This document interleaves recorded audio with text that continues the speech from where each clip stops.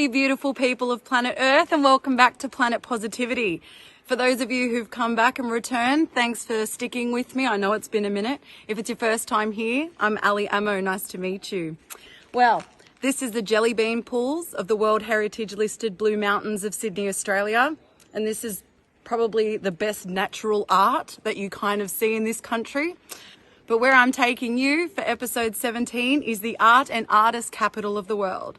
So without any further ado, let's go to Berlin.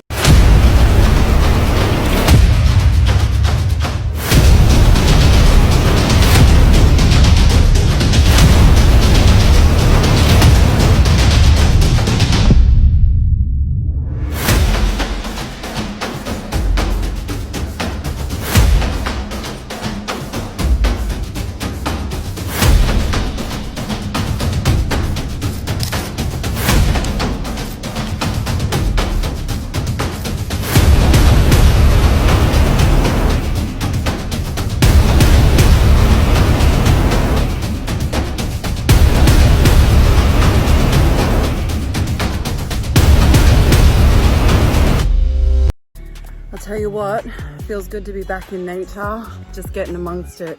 We are back, and it has been a long time, but I have been a woman on a mission, just kind of living lifelong dreams and making them into a reality. But I am back in action and in full swing, ready to share the rest of the world with you. Now, I'm not kidding when I tell you, Berlin is a freaking phenomenon. I didn't understand why it was such a major city. You hear it in a lot of pop songs. They talk about Paris and Berlin and London, and it's always up there. I'll tell you what, I wasn't ready for how beautiful this place was. But there's also a few sneaky secrets that you might not know about the city. It is one of the greenest capital cities on the planet. I think it's the greenest. I'm talking over 400,000 trees, and that's just lining the streets. There's over 2,500 parks. So it doesn't matter how much busy, crazy traveling stuff you can do, you always feel like you get that same feel when you're walking the streets of Berlin. Everywhere you go, you're just breathing it in. I tell you what, this planet would love its humans 100 times more if every major city in the world took a page out of Berlin's book. Berlin is not a small city. In fact, it's 9 times the size of Paris. So I went rogue on my own and explored, and in a whole day I barely covered anything. So plan ahead and know where you're going, because you could spend at least 3 days rolling solo, going free range chicken through Berlin and still miss everything. Something that's not actually well known about this city, and I didn't realize it until after the fact, but there are more waterways in Berlin than there is in Venice, Amsterdam and Stockholm combined. But it's not like the feature of the city, it's just there. And it's not really traversed like it is in Venice. Everything's by the water. It's not a focus. It's just there. It's just immersed in nature. But Berlin is loved for its culture, and it's got all the best and brightest parts of Germany. But there's something about the art, and it's everywhere. It's not just on the East Side Gallery of the Berlin Wall. It's on every street corner. It's insane. And the irony is they call it graffiti. Anyway, the German government spend over 35 million euros a year to get rid of the graffiti. And it's a never-ending cycle because it always reappears. Gotta love humanity. And what do I tell you about the 4 things that bring humanity together? Art is one of them. So you see people everywhere just admiring the beauty of human creation. Seriously, just a couple of 100,000 stairs that I'm climbing at the moment. So bear with me as I try and catch my breath. So, funny story about the 4 things. So they are music, sport, art, and comedy. And for those of you who've been with me from the start, you will know those 4 things. I bring them up all the time. Hang on, I need a minute. I'm dying here. I was talking to a neighbour of mine and telling her about the 4 things, and she said to me, "You missed one." And it's something that I talk about in every country I've been to. Once she said food, it was like I felt slaps across the face from all of my ancestors. Of course, food brings people together. And I'd say food is number one. Unbelievable.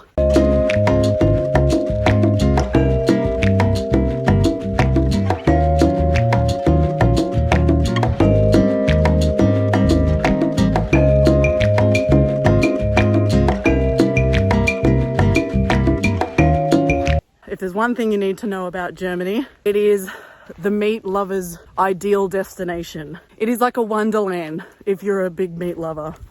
The vegetarian in me struggled to remain vegetarian in Berlin. The different kind of schnitzels that they had, but the sausage, the German sausages, and the way that there's so many different flavors from so many different animals coupled with so many different like sauerkraut. Oh my gosh, it was a meat lover's dream, let's be honest. All the sausages and the schnitzels, and they go great with beer, and specific places have their own styles and flavors. You could honestly go all over Germany and just try all the different sausages that they have. It's a well-known fact that Australians are drinkers, and especially when it comes to beer. Beer is like the national drink.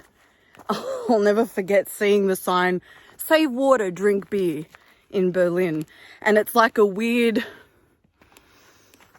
feature, I suppose, of the city. 24 hours a day, beer is able to be purchased. And I think there's like over 1,000 stores that remain open 24/7, and it's like cheap beer or whatever. I'm not even a beer drinker, and I still did it. Maybe that's because I drank a lifetime's worth when I was a kid.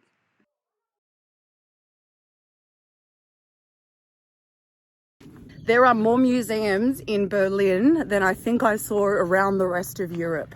Over 170. And it's sort of like said as a joke, if you lived in Berlin for a year and every rainy day you used to go to a museum, you'd run out of rainy days before you run out of museums. This country has an island dedicated to museums, and it's actually called Museum Island. Talk about museum madness. Now that's pretty hardcore, don't you reckon? After the emotional energy that I felt when I was at the Mauthausen concentration camp, it was almost like I felt holocausted out. I couldn't see other things without feeling so emotional and devastated that is a part of our human history. So when I was told you have to go see the memorial for the Holocaust, everything inside me tensed up and I cringed and I said, I really don't want to go to another thing like that. I can't handle it anymore. And I was told this was unlike any other one you have or will ever see. It's the only thing like it in the world. They've turned it into a masterpiece. And to be honest, it piqued my curiosity. Didn't regret it for a second. I spent over an hour and a half there. I've heard lots of different ways people explain and describe this place. What you see on the outside versus what it's like being on the inside, two different things. It's being inside it. It's like, you know, those optical illusions that you can see in videos or you can draw and make for yourself. The ground is kind of all different levels and it's a little bit like little hills, but the way that they've designed the actual, I don't know if they're coffins, but I sort of saw it as coffins, and it's kind of like a maze at the same time. So it's like an optical illusion maze, artistic memorial masterpiece. Just being there, honestly, it actually gave me joy. Considering what it was representing and how they were able to represent it, they made beauty out of some pretty barbaric stuff that humanity has in its history. There's something like, I think it's 2,710 columns that make up that memorial. So you can understand why I spent over an hour there, but just walking through it like a maze, kids would have a ball there. But also because of the different levels of the ground that you're walking on and you're seeing the lines of the stones on the ground and the lines of the columns around you, it was so much fun. And the photos don't really do it justice. And of all of the museums and everything dedicated to the Holocaust that you see in Berlin, that actually brings it home, kind of like the Berlin Wall. So my hat comes off to Berlin for how they've translated the human experience into magnificent masterpieces. I'll be honest, there's an underground exhibition room but I felt like it was enough what I saw. But when you think museum, you think you're going into a place, right? Something really cool about Berlin is that they have inside and outside museums. There's an outdoor one that's probably one of the most famous ones in all the world, and the name's pretty heavy. Topography of Terror. And there's a lot of photos. Apparently, since I've been there, they've excavated and found a lot of World War II bunkers and places where the Gestapo had their bases. And now you can actually go and have a look, which I think would be kind of cool, but a bit freaky. I think the energy in there would be, ugh. That's me personally, but if museums are your thing, there is one for every occasion and places you wouldn't even imagine. As you're sort of walking around, you'll see something that makes you think, oh, I'm gonna go check that out, and then you'll find that it's a museum of some kind. When I say something like War Memorial to you, some of you, that is your jam. Some of you, it'd be like, yeah, nah. Either way, because each of them are a fixture within one of the 2,500 parks of Berlin, I think there's four major war memorials, mostly commemorating the Battle of Berlin. Just pick one if you don't go to them all, just to get an idea of how they transform sadness into something significant and worth seeing.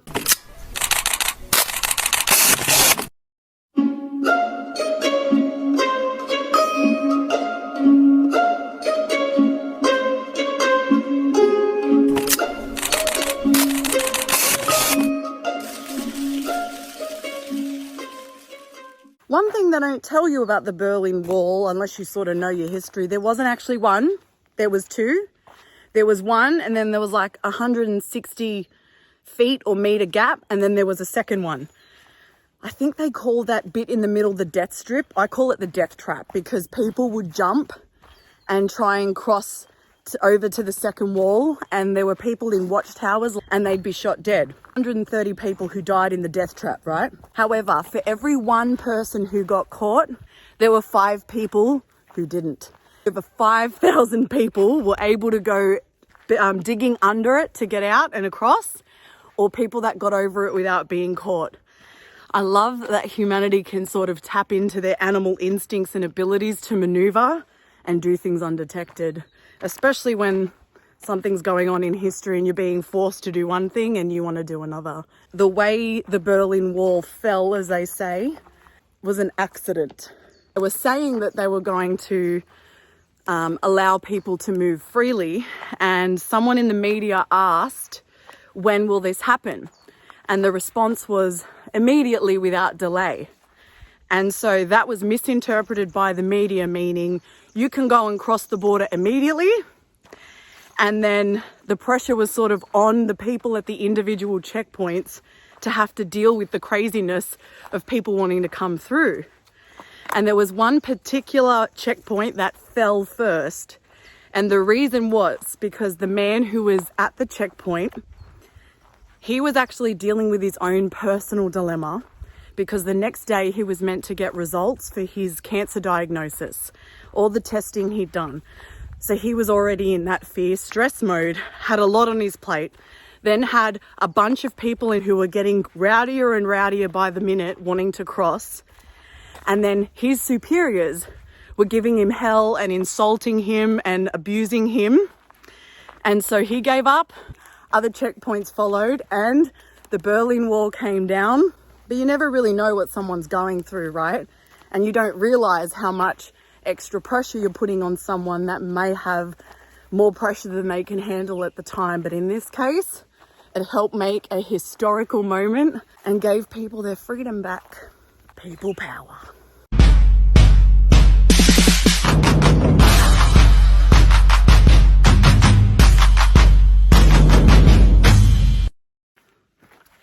Everybody goes to Brandenburg Gate.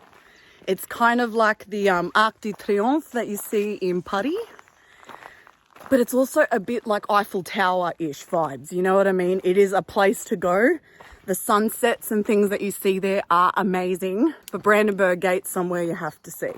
So I had this super weird fangirl moment. Those of you who remember the hype and the chaos wherever Michael Jackson was, it's not like a tourist destination, but for me it was like a personal interest thing. But I went and saw Hotel Adlon, and it's the famous site where tens of thousands of people gathered because Michael Jackson was there. And I think it was his first baby, but that's the famous baby over the balcony moment that happened at Hotel Adlon. I just need some space.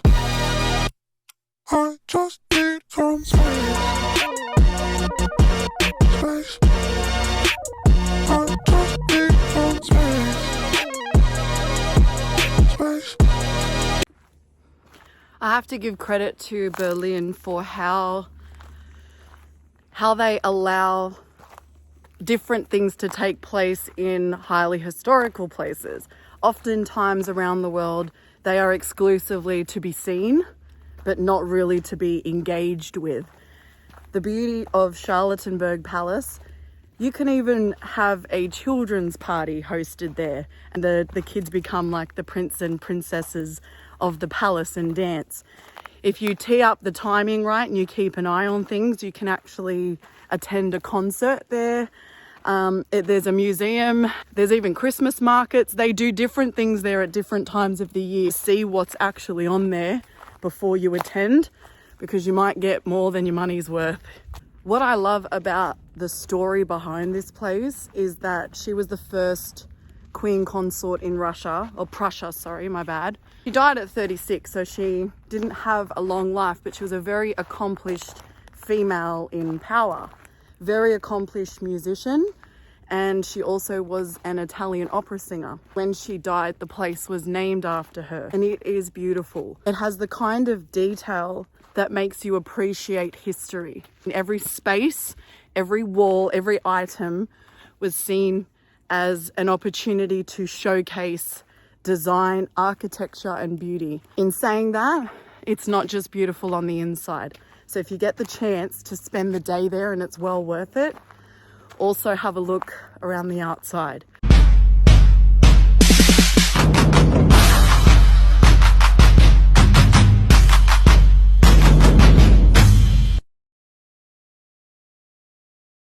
You cannot go past the Berlin Cathedral.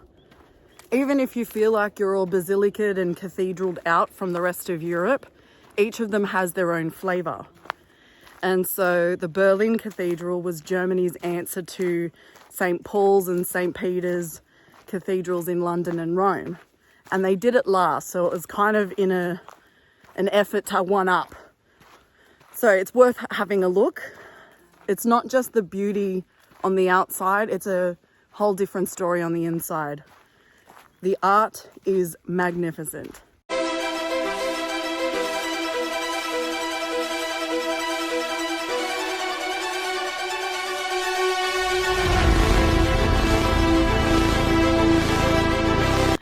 Gendarmenmarkt Square is quite impressive. Like Italy has its piazzas, this is what Germany has. In Berlin, there's different squares that all have their own flavors and their own features. Most notable though, for this one in particular, is that it's framed by three very impressive buildings. There's a German cathedral, a French cathedral, and a concert house. At the moment it's under construction. I can't wait to see what it will look like afterwards, but if there's one thing I can guarantee you, those three buildings aren't going anywhere. I just need some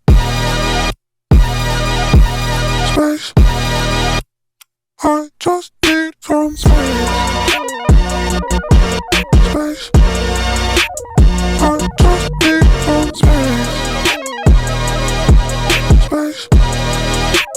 I just need some space. Believe it or not, one of the most visited sites in all of Berlin is their parliamentary building. You'll know it when you see it because it has this massively famous glass dome that you can actually go up to, and admission is free. You need advance notice. You can't just rock up on the day. And you get amazing views. There's a rooftop terrace and it is still a functioning parliamentary building.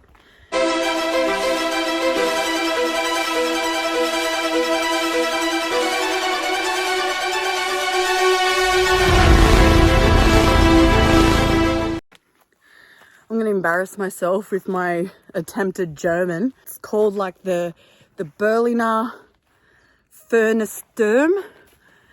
This 400-meter tall tower with like a big ball on it, kind of like Centrepoint in Sydney. But there's an observation deck in that circle part and a revolving restaurant halfway up, kind of like the Eiffel Tower. It's in a little, I think it's an area called Alexanderplatz. I'm kicking myself that I didn't know about it because, you know, I would have got amongst it. But you can actually go, it's called base flying. It's like base jumping and what's that thing? Flying foxing. But you like jump off and then it catches you and drags you through and you get the most amazing views of the city. Had I known about it, I would have gotten amongst it. But I didn't. I found out afterwards.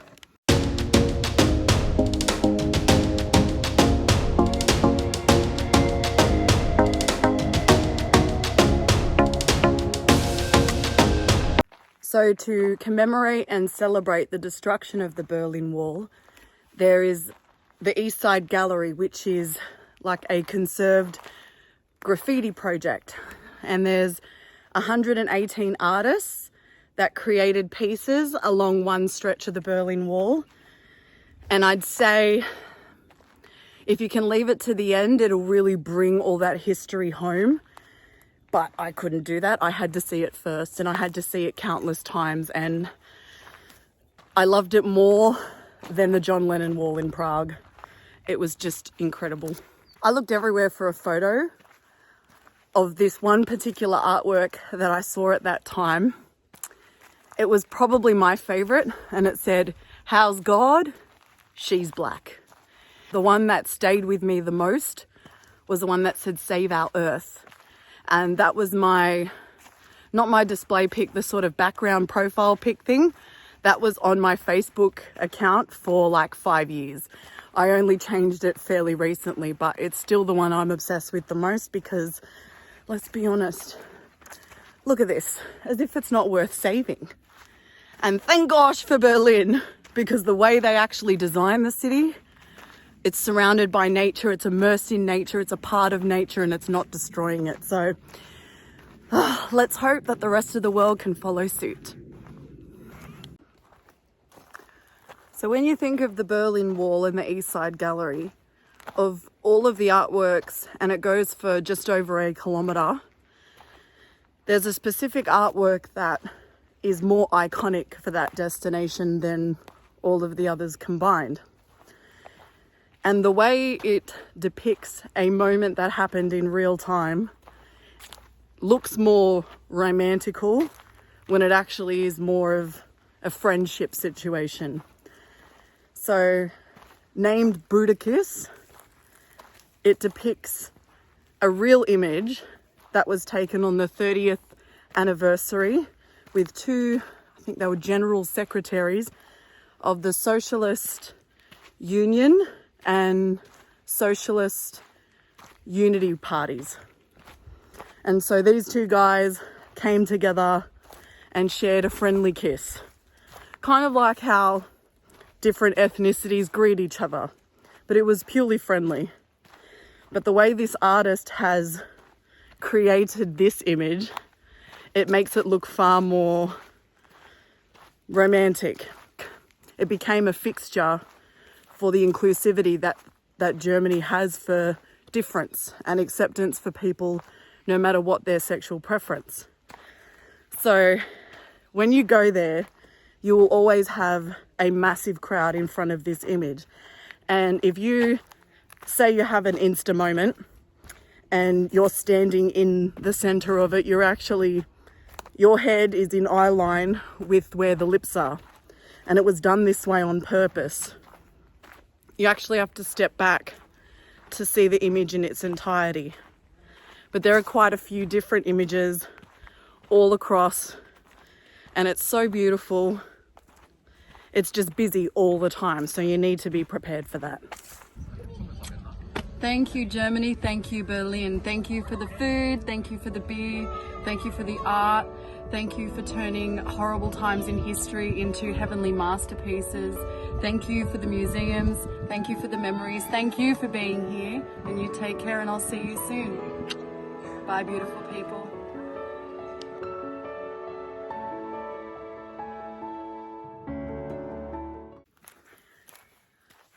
I'm going to share something with you, even though it's probably something that I shouldn't, but it's something we all do, make assumptions, right?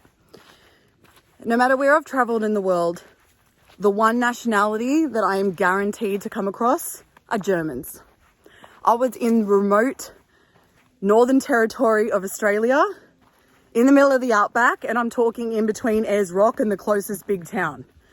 And I was at a random watering hole out in the middle of nowhere, and still I can hear and see German tourists.